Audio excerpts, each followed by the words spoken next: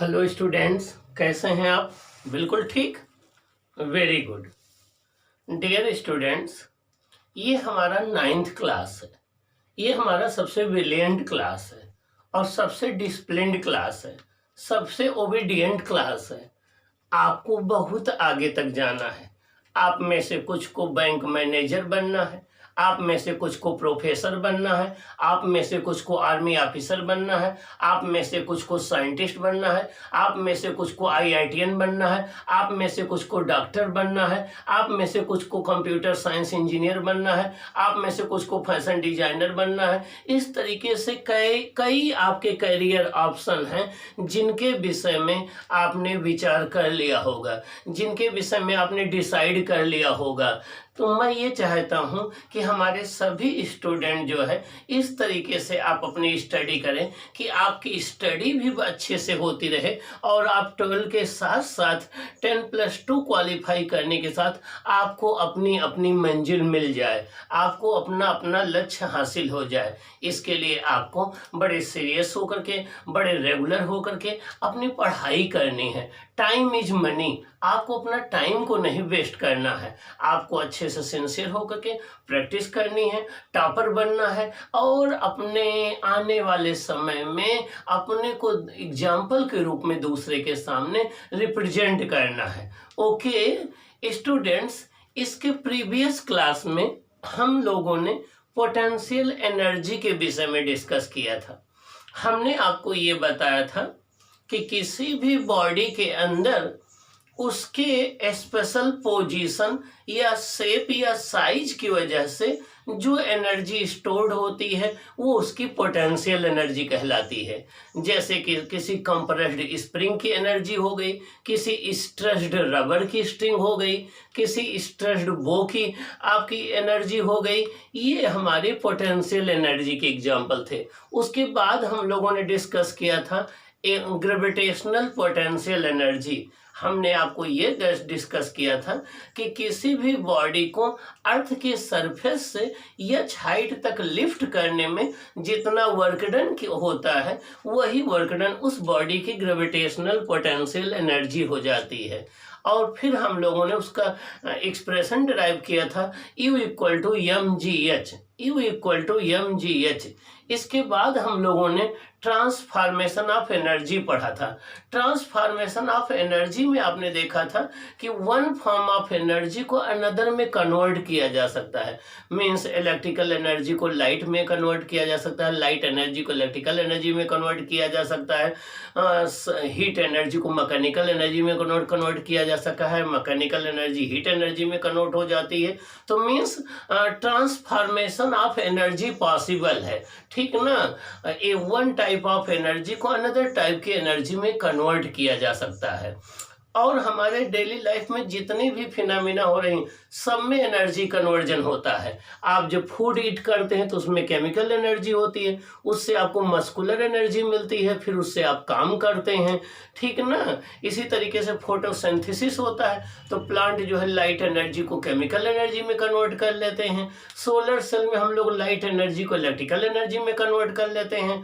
तो means energy का conversion आपके डेली लाइफ में हर एक प्रोसेस में होता रहता है। इसका मतलब ये हुआ कि किसी एक वन टाइप की जितनी एनर्जी लॉस होगी दूसरी टाइप की उतनी एनर्जी आपको अपीयर हो जाएगी। तो एनर्जी ट्रांसफॉर्मेशन में कहीं एनर्जी लॉस नहीं होती है, कहीं डिस्ट्रॉय नहीं होती है, केवल वन फॉर्म से अनदर फॉर्म में वो कन्वर्ट हो जाती है, चेंज हो जाती है। अब हम डिस्कस करेंगे कि law of conservation of energy क्या है। क्या law of conservation of energy क्या है? एक टोटल एनर्जी का कंजर्वेशन होता है, एक मैकेनिकल एनर्जी का कंजर्वेशन होता है। टोटल एनर्जी में सभी फॉर्म ऑफ एनर्जी आ जाएगी, चाहे वो हीट एनर्जी हो, चाहे साउंड एनर्जी हो, चाहे लाइट एनर्जी हो, चाहे मैग्नेटिक एनर्जी हो, सारे जितनी ही टाइप की एनर्जी आती है सबका फॉर्म आ जाएगा। जबकि मैकेनिकल एनर्जी में केवल हम लोग काइनेटिक एनर्जी और पोटेंशियल एनर्जी को ही कंसीडर करते हैं। किसी बॉडी की काइनेटिक एनर्जी और पोटेंशियल एनर्जी के सम को उस बॉडी की मैकेनिकल एनर्जी कहते हैं। तो मैकेनिकल एनर्जी काइनेटिक एनर्जी और पोटेंशियल एनर्जी का सम होती है। तो अब सबसे पहले हम देखेंगे कि ये law of conservation of energy क्या है। Law of conservation of energy क्या है। अब पहले क्वेश्चन ये उठता है कि कंजर्व मीन्स क्या होता है। कंजर्व मीन्स होता है कांस्टेंट रहना, उसकी टोटल वैल्यू का चेंज ना होना। कंजर्व का मतलब कांस्टेंट रहना, उसकी टोटल वैल्यू का चेंज ना होना। तो law of conservation of energy का मतलब क्या हुआ, इसका मतलब हो गया कि कोई भी जब ट्रांसफॉर्मेशन होता है तो ट्रांसफॉर्मेशन के पहले जितनी टोटल एनर्जी होती है, ट्रांसफॉर्मेशन के बाद भी उतनी ही टोटल एनर्जी रहती है। एनर्जी कहीं क्रिएट और डिस्ट्रॉय नहीं होती है। मान लीजिए 100 जूल पोटेंशियल एनर्जी थी किसी बॉडी में, और उसको हम एच हाइट से ड्रॉप कराए तो वो 100 जूल की पोटेंशियल एनर्जी उसकी 100 जूल की काइनेटिक एनर्जी में कन्वर्ट हो गई। तो पोटेंशियल एनर्जी तो लॉस हुई, लेकिन वो उतने ही काइनेटिक एनर्जी में कन्वर्ट हो गई। तो किसी भी ट्रांसफॉर्मेशन में, किसी भी प्रोसेस में वन टाइप की जितनी एनर्जी लॉस होती है, दूसरे फॉर्म में उतनी ही एनर्जी अपीयर हो जाती है। लेकिन अगर हम टोटल एनर्जी का सम देखें तो टोटल एनर्जी का सम जो है वो कांस्टेंट या कंजर्व रहता है। तो किसी भी प्रोसेस में या किसी भी ट्रांसफॉर्मेशन में एनर्जी ना तो डिस्ट्रॉय होती है ना क्रिएट होती है, simply one form of energy another में कन्वर्ट हो जाती है। तो आप ऐसे कह सकते हो कि energy can neither be created neither can be destroyed, only it can be changed from one form to another form. Energy को ना तो हम क्रिएट कर सकते हैं ना हम डिस्ट्रॉय कर सकते हैं, केवल वन फॉर्म से एनर्जी को दूसरे फॉर्म में हम क्या कर सकते हैं, कन्वर्ट कर सकते हैं। केवल वन फॉर्म से एनर्जी को दूसरे फॉर्म में हम कन्वर्ट कर सकते हैं।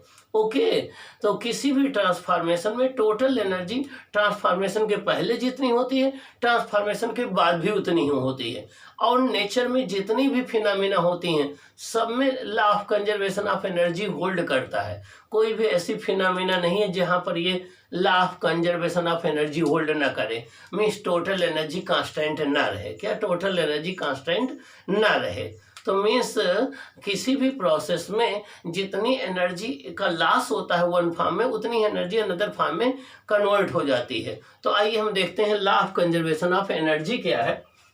देखिए law of conservation of energy, energy can neither be created, energy can neither be created means energy को ना तो क्रिएट किया जा सकता है ना डिस्ट्रॉयड, ना तो एनर्जी को डिस्ट्रॉयड किया जा सकता है, only it can be changed from one form into another form.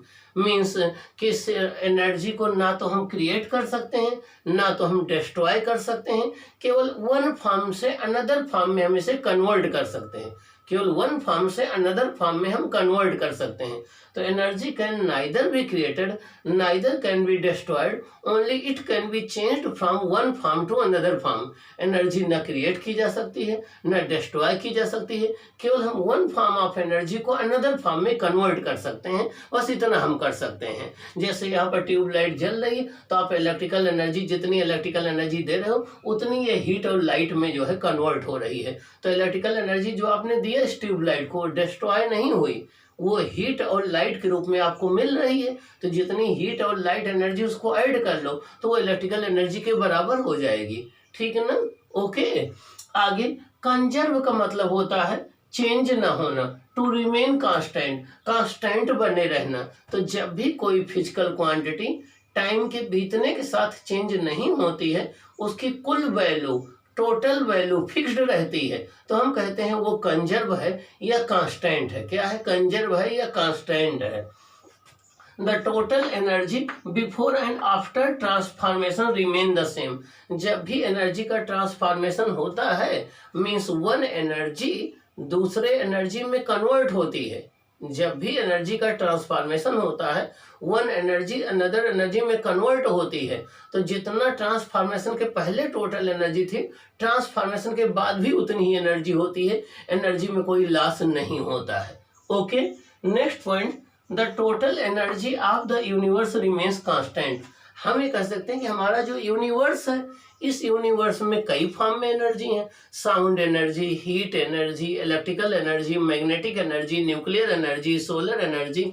लेकिन अगर सारी जितने भी टाइप की एनर्जी हैं सबका अगर टोटल ले लिया जाए तो वो टोटल कांस्टेंट रहेगा, ठीक ना। हमारे यूनिवर्स में जितने टाइप की एनर्जी हैं, अगर सबका टोटल हम निकाल लें तो वो कांस्टेंट या कंजर्व रहेगा। हाँ, हो सकता है कि वन एनर्जी दूसरे में कन्वर्ट हो रही हो, दूसरी तीसरे में कन्वर्ट हो रही हो, लेकिन टोटल सम की बात करेंगे तो टोटल सम कांस्टेंट या कंजर्व रहेगा। क्या कांस्टेंट या कंजर्व रहेगा? ओके, तो आइए देखते हैं। Law of conservation of energy was given by German scientist Hermann von Helmholtz in 1847। Means law of conservation of energy को जर्मन के एक साइंटिस्ट ने 1847 में दिया था। क्या नाम था उनका? उनका नाम था हरमैन वान हेल्मर्ट्ज। हरमैन वान हेल्मर्ट्ज, देखिए HERMANN, हरमैन VON, वान हेल्मर्ट्ज HELMHOLTZ, हेल्मर्ट्ज। तो आपका इनका पूरा नाम था हरमैन वान हेल्मर्ट्ज। इन्होंने 1847 में law of conservation of energy दिया था और ये बताया था कि किसी भी प्रोसेस में एनर्जी न तो क्रिएट होती है न डिस्ट्रॉय होती है, केवल वन टाइप से एनर्जी दूसरे टाइप में कन्वर्ट हो जाती है, और जहाँ एक एनर्जी जितनी लॉस होगी दूसरे में उतनी एनर्जी अपीयर होगी। दोनों का सम जो है वो कांस्टेंट रहेगा। आगे क्या? Law of conservation of mass was given by Lavoisier in 1774। पहले 1774 में लेवोसियर एक साइंटिस्ट थे जिनको केमिस्ट्री का फादर माना जाता है, मॉडर्न केमिस्ट्री का।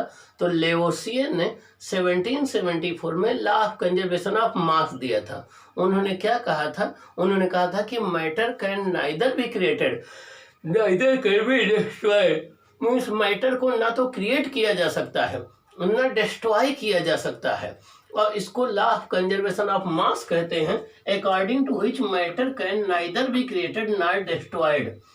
तो 1774 में लेवोसियर ने, जिनको केमिस्ट्री का फादर माना जाता है, उन्होंने ये बताया कि मास कंजर्व होता है, मास को हम क्रिएट और डिस्ट्रॉय नहीं कर सकते हैं। उन्होंने लॉ ऑफ कंजर्वेशन ऑफ मास दिया था। लॉ ऑफ कंजर्वेशन ऑफ मास क्या था कि matter can neither be created neither can be destroyed. Matter को ना क्रिएट किया जा सकता है ना डिस्ट्रॉय किया जा सकता है। ये इसका मतलब दो लॉ थे हमारे पास। एक लॉ ऑफ कंजर्वेशन ऑफ मास था जिसको लेवोसियर ने दिया था, एक law of conservation of energy था जिसको हेल्मर्ट्ज ने दिया था। एक 1774 में दिया गया, एक 1847 में दिया गया। अब ये दो लॉ हमें अलग अलग स्टडी करने पड़ते थे। Law of conservation of mass हम अलग पढ़ते थे, law of conservation of energy अलग स्टडी करना होता था। हम कहते थे कि law of conservation of mass में mass can neither be created neither can be destroyed, और law of conservation of energy में कहते थे energy can neither be created neither can be destroyed, only it can be change from one form to another form.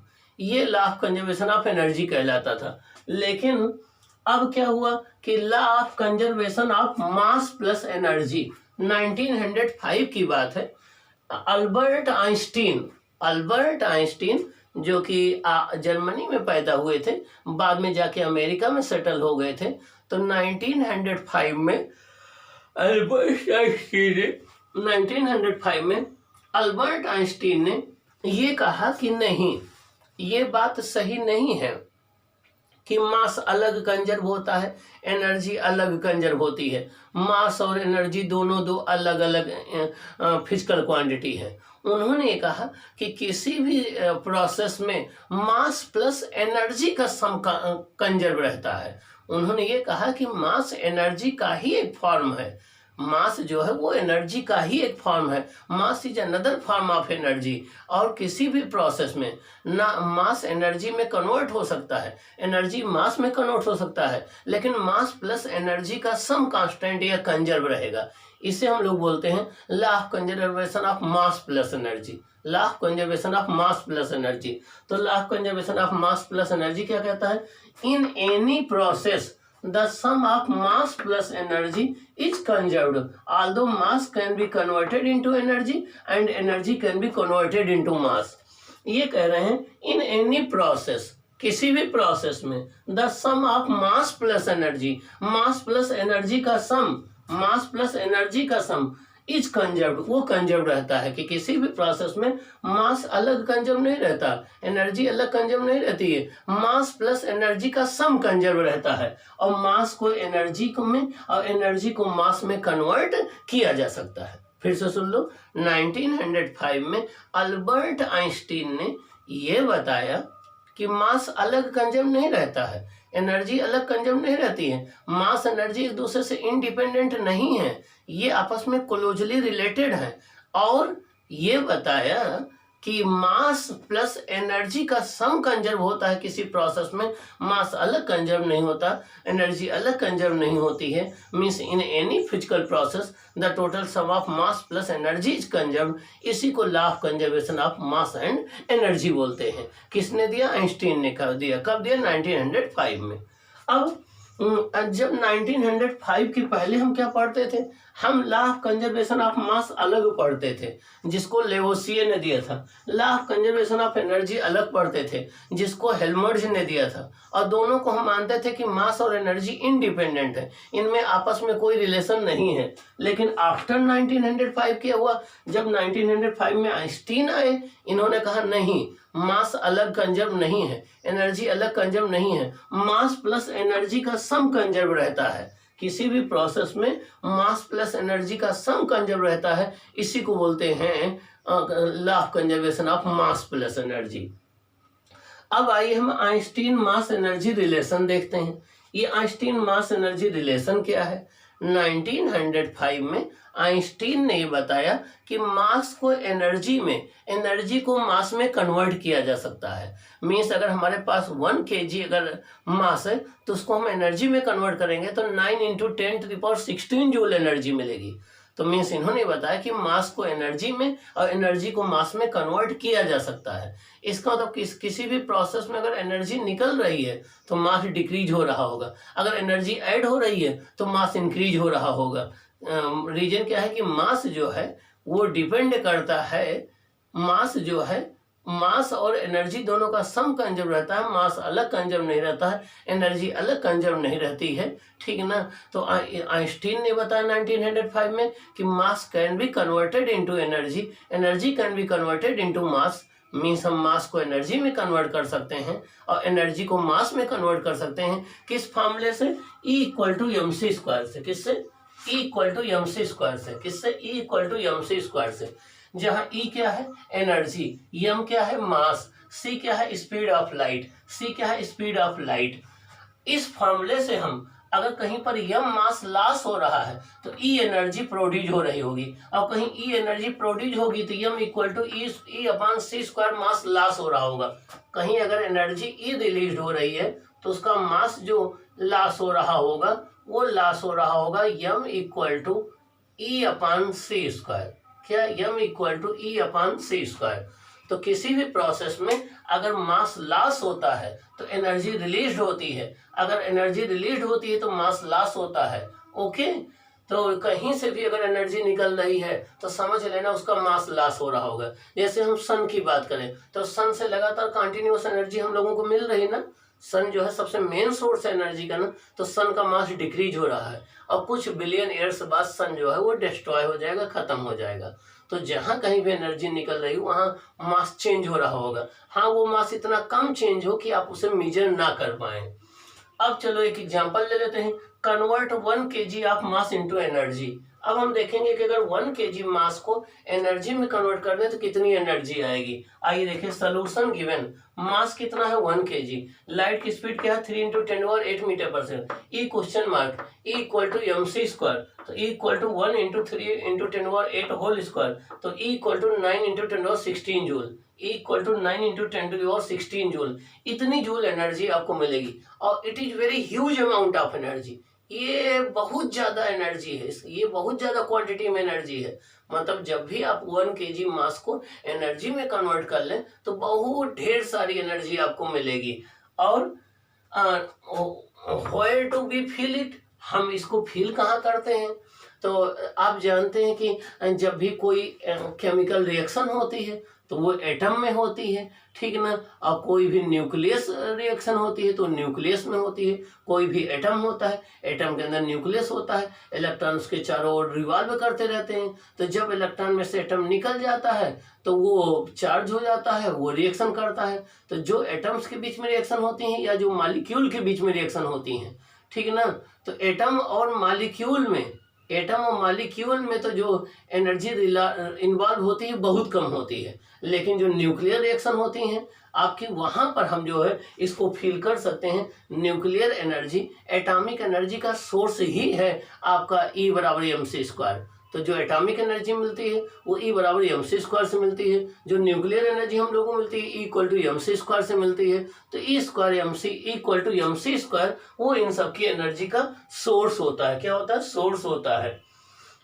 It means if any body is releasing energy its mass is decreasing. अगर किसी body से energy release हो रही है तो उसका मास decrease हो रहा होगा। Nuclear energy plus atomic energy E = mc² से मिलती है। मीन्स जितनी भी न्यूक्लियर एनर्जी या एटॉमिक एनर्जी है वो हम E बराबर mc² से उसको एक्सप्लेन कर सकते हैं कि वो क्यों रिलीज होती है और क्यों इतनी लार्ज क्वांटिटी में होती है। ओके, तो ये रहा आपका। अब मैकेनिकल एनर्जी क्या है? अभी हमने बताया था sum of the kinetic and potential energy of a body is called mechanical energy. किसी बॉडी की जितनी पोटेंशियल एनर्जी है, जितनी काइनेटिक एनर्जी है, सबको ऐड कर दो तो जितना टोटल आएगा वो मैकेनिकल एनर्जी कहलाती है। तो the sum of the kinetic and potential energy of a body is called mechanical energy. किसी भी बॉडी की टोटल काइनेटिक और पोटेंशियल एनर्जी के सम को हम क्या बोलते हैं? Mechanical energy. Mechanical energy E = होता है U + K। E = क्या होता है? U + K।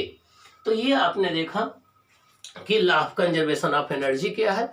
और law of conservation of energy nature में जितनी फिनोमिना होती हैं सब में एप्लीकेबल है, कहीं इसका वायलेशन नहीं होता है। ओके, और जहां वायलेशन होगा वहां वो रिएक्शन होगी नहीं। ओके, तो याद रखना, energy can neither be created neither can be destroyed, it can be changed from one form to another form. This is called law of conservation of total energy. Okay.